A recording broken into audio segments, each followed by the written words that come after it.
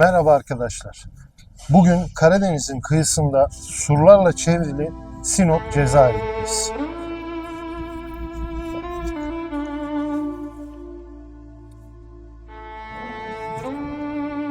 Burası sadece bir hapishane değil, aynı zamanda derin acıların, unutulmaz hikayelerin ve büyük direnişlerin de simgesi. Şimdi bu tarih kokan duvarların ardında neler yaşandığını birlikte keşfedeceğiz. Sinop cezaevinin karanlık ama bir o kadar da etkileyici dünyasına hoş geldiniz.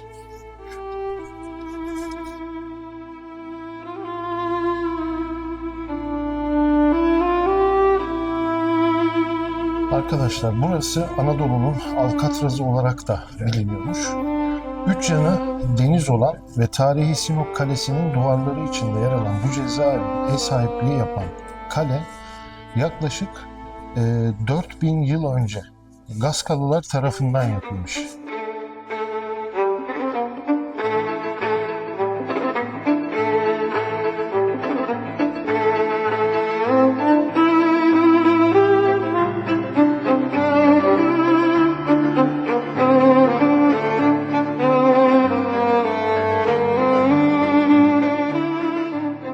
Yunanlılar, Pontus, Roma, Bizans, Selçuklu ve Osmanlılar kendi dönemlerinde kaleyi korumuş ve güçlendirmişlerdir. Kalenin cezaevi olarak kullanımına ait en eski belgeler ise 1568 yılına dayanmaktadır.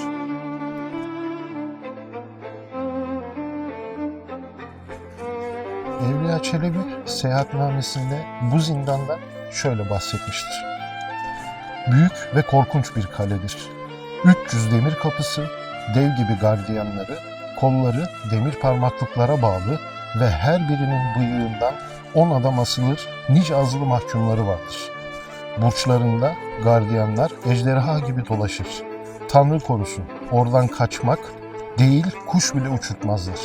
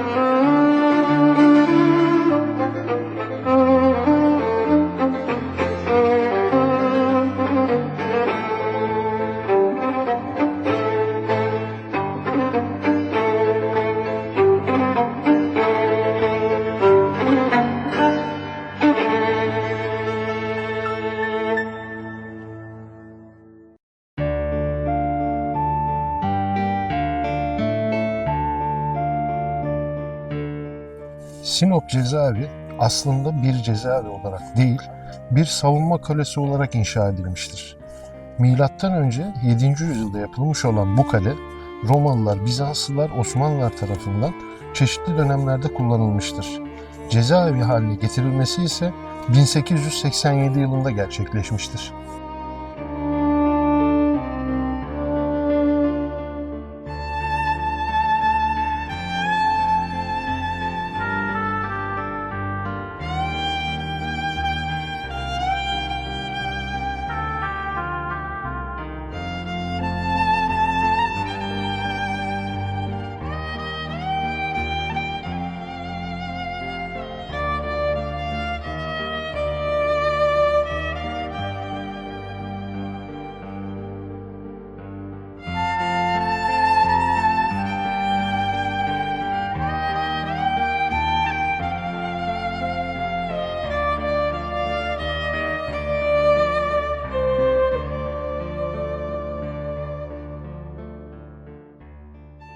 O dönem Sinop mutasarrıfı Veysel Paşa yeni binalarla birlikte bir de hamam eklemiştir.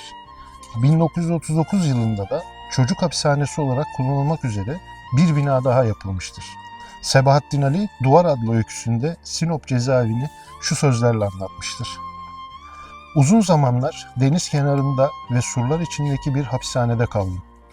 Kalın duvarlara vuran suların sesi taş odalarda çınlar, ve uzak yolculuklara çağırırdı. Tüylerinden sular damlayarak surların arkasında yükseliveren deniz kuşları demir parmaklıklara hayretle gözlerini kırparak bakarlar ve hemen uzaklaşırlardı. Ünlü şair ve yazar Sabahattin Ali'nin Sinop cezaevinde yattığı dönemde yazdığı Aldırma Gönül şiiri, o dönemde cezaevinde yaşadığı zorlukları ve umudu anlatan önemli bir eserdir. Bu şiir daha sonra bestelenerek şarkıya dönüştü ve Sinop cezaevinin simgelerinden biri haline geldi.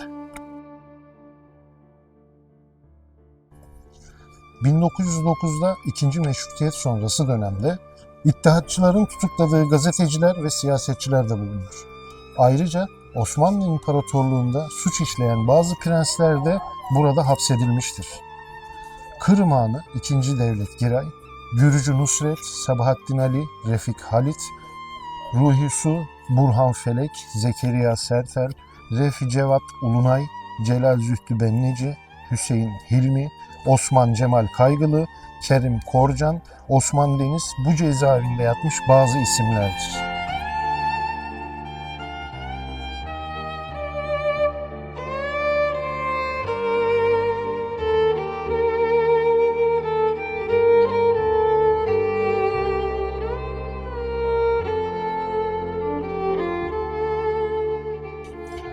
Cezaevinde sadece erkekler değil, kadın mahkumlar da tutulmuştur. Özellikle Osmanlı İmparatorluğu döneminde çeşitli suçlardan dolayı mahkum edilen kadınlar da Sinop cezaevinde cezalarını çekmiştir. Kadınların tutuklu bölümleri daha çok izole alanlardı.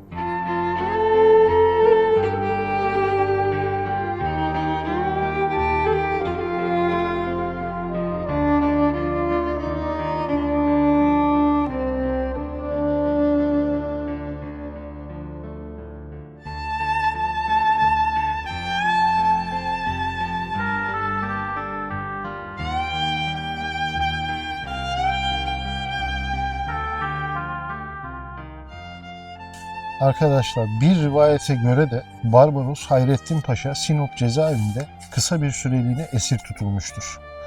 O dönemdeki kale önemli bir savunma noktası olduğu için esir alınan denizciler burada tutuluyormuş.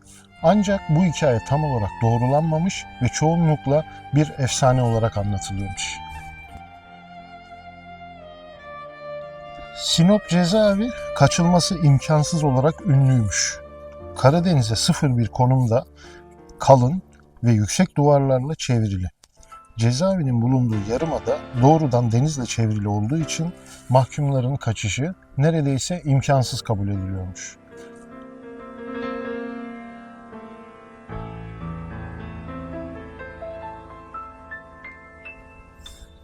Sinop cezaevinde yer alan büyük koğuş kapasite olarak oldukça fazlaydı ve 100 kişiden fazla kişinin aynı anda kalabileceği genişlikteydi. Burada kalan mahkumlar arasında dayanışma ve yardımlaşma güçlüydü. Cezaevi içinde kendi düzenlerini kurmuşlardı. Ancak bu koğuşta yaşanan şiddet olayları ve isyanlar duvarların ardında kalan unutulmuş hikayeler arasında yer alır.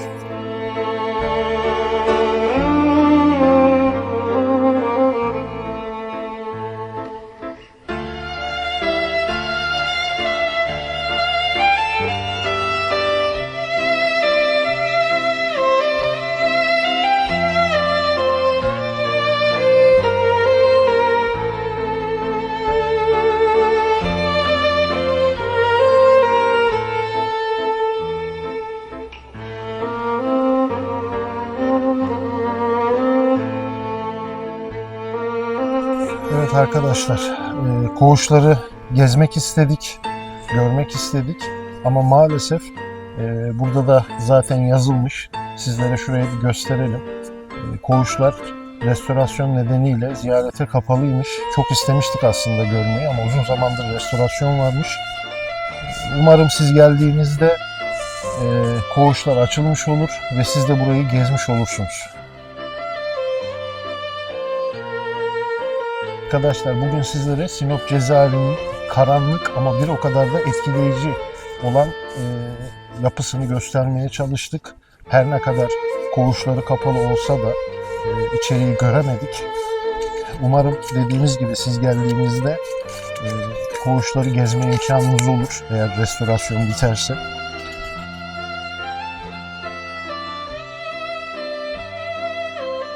Burası 1999 yılında kapatılıp bir müze olarak ziyaretçilerine sonrasında açıldı. Ziyaretçiler bu tarihi yapıyı gezerek geçmişin izlerini ve burada yaşanan olayları yakından görebiliyor. Bu cezaevi sadece bir zindan değil, aynı zamanda geçmişteki toplumsal ve siyasi mücadelenin bir sembolü olarak da önemini koruyor.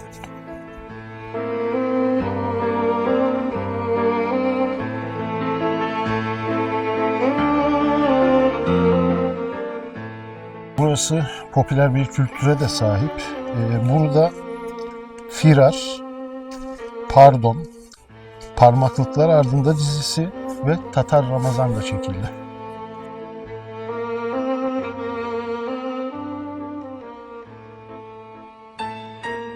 Arkadaşlar videomuzun sonuna geldik.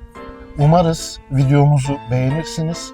Eğer beğenirseniz de kanalımıza abone olmayı unutmayın. Tarihin derin izleriyle dolu diğer keşiflerimizi birlikte keşfetmek üzere. Hoşça kalın.